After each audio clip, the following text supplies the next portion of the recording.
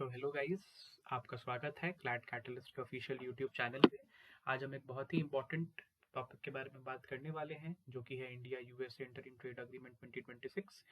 ये अग्रीमेंट को एक हिस्टोरिक रीसेट के तौर पे देखा जा रहा है, और इस अग्रीमेंट के थ्रू दोनों ही देशों ने ये ट्राई किया है कि हम अपने अपने जो ट्रेड रिलेशंस में जो फ्रिक्शंस आ रहे हैं बीच में अलग अलग सेक्टर्स में, उसको दूर किया जाए। तो आइए देखते हैं कि इस अग्रीमेंट से क्या क्या चीज़ें बदलेंगी, क्या क्या चीज़ों को एड्रेस किया गया है इस अग्रीमेंट में, और इसका इंडिया पे क्या इम्पैक्ट होगा। तो आइए इस अग्रीमेंट का एक ओवरव्यू लेते हैं हम। सबसे पहले तो इस अग्रीमेंट के नेगोशिएशंस आज से 1 साल पहले लॉन्च किए गए थे, और आज 1 साल बाद जाके इस अग्रीमेंट के नेगोशिएशंस खत्म हुए, तो इसको कंक्लूड किया गया।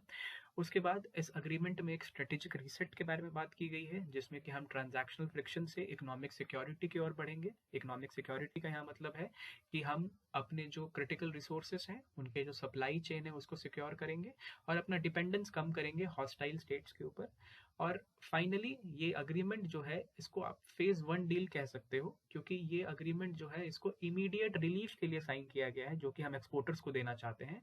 और इसके शैडो में या इसके बिहाइंड द कर्टेन्स एक बायलैटरल ट्रेड एग्रीमेंट, जो एक फुल फ्लेजेड एग्रीमेंट होगा इंडिया और यूएसए के बीच में, उसको भी लेके बातचीत चल रही है, जिसको कि ऐसा माना जा रहा है कि वो मिड 2026 में उसको साइन किया जाएगा।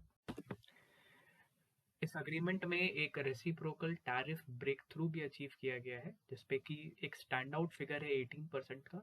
अभी कुछ समय पहले की बात है, यूएस ने इंडियन गुड्स पे टैरिफ लगा दिया था एज हाई एज 50%। इसको यहाँ पे रिड्यूस करके 18% पे लाया गया है, और यहाँ पे लॉजिक ऑफ रेसिप्रोसिटी के बारे में बात की गई है कि अगर दोनों कंट्रीज फेयरली ट्रेड करते हैं तो दोनों का ही भला होगा, दोनों ही डेवलप करेंगे। और ये जो 18% का जो टैरिफ अभी सेट किया गया है, ये इंडिया को एक एज देगा over it's competitors like China and Vietnam, क्योंकि चाइना के ऊपर जो करंट टैरिफ है वो 33% है, वियतनाम के ऊपर जो करंट टैरिफ है वो 20% है। और ये जो हमें इनके ऊपर लीड मिली है, इससे जो हमारे मैन्युफैक्चरर्स हैं, जो डिफरेंट चीज़ें को मैन्युफैक्चर करते हैं, उनको एक एज मिलेगा इन कंट्रीज़ के ऊपर और इन कंट्रीज़ के मैन्युफैक्चरर्स के ऊपर।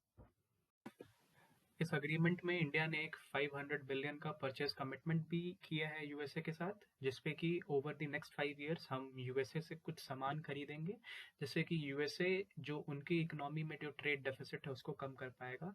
ये जो प्रोक्योरमेंट्स होंगे, ये कौन से सेक्टर्स में होंगे? ये होंगे एनर्जी सेक्टर में in form of crude oil and LNG. ये होंगे एविएशन सेक्टर में, जहाँ पे हम एयरक्राफ्ट के पार्ट्स और बाकी चीज़ें खरीदेंगे। और ये होंगे इंडस्ट्रियल सेक्टर में, जहाँ की हम यूएस से कुकिंग कोल खरीदेंगे। इस अग्रीमेंट का एक बहुत ही सेंसिटिव पार्ट ये कहता है कि इंडिया अब रशियन ऑयल के ऊपर जो उसका डिपेंडेंस है, रशियन क्रूड ऑयल के ऊपर, उसको कम करेगा। 2022 से रशिया हमारा सबसे बड़ा सप्लायर रहा है क्रूड ऑयल का, और ये जो हम कम करेंगे रशिया से इंपोर्ट, और ये जो वॉइड क्रिएट होगा, इसको हम यूएस और वेनेजुएलन ऑयल से फिल करेंगे। इस पॉइंट के साथ हमारे जो प्रॉब्लम्स देखे गए थे यूएसए और यूरोपियन यूनियन के साथ over the Russia Ukraine war, उसको भी यहाँ पे समाप्त किया जाएगा। उसके बाद सेक्टर वाइज इम्पैक्ट्स देखते हैं जो इंडिया में देखा जाएगा इस अग्रीमेंट के बाद। सबसे पहले तो टेक्सटाइल इंडस्ट्री, जो कि अभी के टाइम पे बहुत ही थिन मार्जिन पे काम करती है, उसको एक बहुत ही मेजर बूस्ट मिलने वाला है इस अग्रीमेंट से। उसके बाद जो हमारे जेनेरिक फार्मा सेक्टर है, जिसमें कि हम जेनेरिक दवाइयाँ बनाते हैं, ये भी वापस से हम इनका एक्सपोर्ट चालू कर सकते हैं यूएसए को, इसके भी बहुत इम्पैक्ट होगा इस सेक्टर का। उसके बाद जेम्स एंड डायमंड सेक्टर और ऑर्गेनिक केमिकल सेक्टर, इनको भी अब बहुत हद तक एक्सेस मिलेगा यूएस के मार्केट का, और इनके ऊपर भी एक अच्छा खासा इम्पैक्ट देखा जाएगा इस अग्रीमेंट के बाद। इस अग्रीमेंट के अंडर में जो यूएस के मैन्युफैक्चरर्स हैं या जो यूएस के एक्सपोर्ट्स हैं, उनको एक एनहांस्ड एक्सेस मिलेगा इंडियन मार्केट्स का, जिसके अंडर में कि इंडस्ट्रियल गुड्स जो होते हैं, जैसे कि हेवी मशीनरी और इलेक्ट्रॉनिक्स, उनको कि अब ड्यूटी फ्री इंडिया में अब परमिशन मिलेगी एंटर करने की, जिससे कि हमारा भी जो मेक इन इंडिया इनिशिएटिव है उसको सपोर्ट मिलेगा।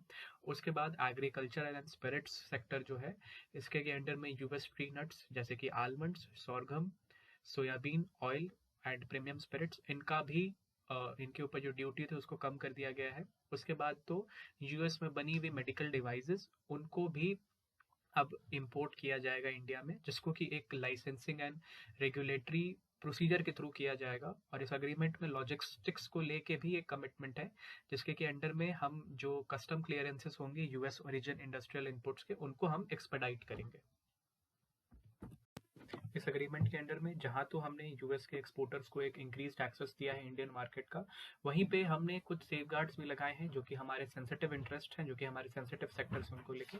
सबसे पहले तो जो हमारी एग्रीकल्चर इंडस्ट्री है, जिसमें कि सबसे इंपॉर्टेंटली डेयरी और पोल्ट्री सेक्टर आता है, उनको लेके हमने कोई भी कंसेशन नहीं दिया है। मतलब कि जो हमारे डोमेस्टिक जो मैन्युफैक्चरर्स हैं इस सेक्टर में, उनको इससे कोई भी इम्पैक्ट नहीं पड़ने वाला है। और उसके बाद तो कोई भी टैरिफ चेंज नहीं आएगा on staple grains like rice and wheat, जिससे कि हमारा जो नेशनल फूड सिक्योरिटी है वो ऑटोनॉमस रहे, किसी के ऊपर हमारी डिपेंडेंस ना बढ़े। उसके बाद हमने कुछ इकोनॉमिक प्रोटेक्शंस के बारे में भी बात की है इस अग्रीमेंट में, जिसमें कि हमने एक अपना सेफगार्ड क्लॉज रखा है, जिसके के अंडर में अगर ऐसी सिचुएशन फ्यूचर में राइज करती है जिसमें कि यूएस के प्रोडक्ट्स इंडिया के मार्केट को फ्लड कर देते हैं, जिससे कि जो हमारे डोमेस्टिक जो मैन्युफैक्चरर्स हैं उनको इससे दिक्कत होती है या उनको इससे प्रॉब्लम होती है, तो हम कुछ समय के लिए टेम्पररीली उनके ऊपर ड्यूटीज लगा सकते हैं।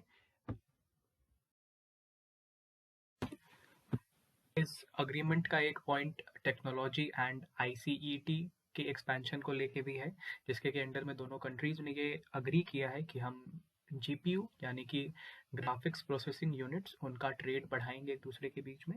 और ये आईसीईटी एक अग्रीमेंट था जिसको कि 2022 में साइन किया गया था।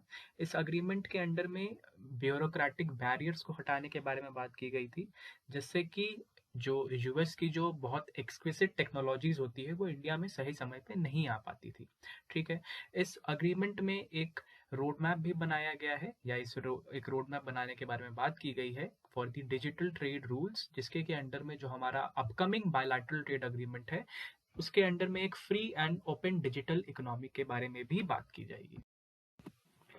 इस अग्रीमेंट में जियोपॉलिटिक्स और चाइना फैक्टर के बारे में भी बात की गई है, जिसमें कि हमने एक्सप्रेसली मेंशन किया है कि non market policies of third parties से बहुत नुकसान होता है देशों को। यहाँ पे थर्ड पार्टीज का मतलब चाइना है। इस अग्रीमेंट में इंडिया ने अपने आप को चाइना+1 के तौर पे प्रोजेक्ट किया है, जिसका भी मतलब ये है कि हम एक ऑल्टरनेटिव दिखाना चाह रहे हैं अपने आप को।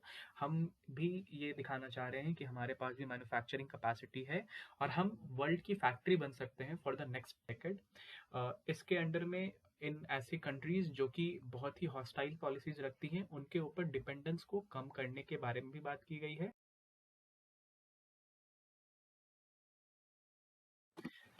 तो आइए देखते हैं कि इकोनॉमिक आउटलुक क्या होगा इस अग्रीमेंट के बाद, क्या चेंजेस होंगे या क्या ग्रोथ में चेंजेस आएंगे हमारे जीडीपी में।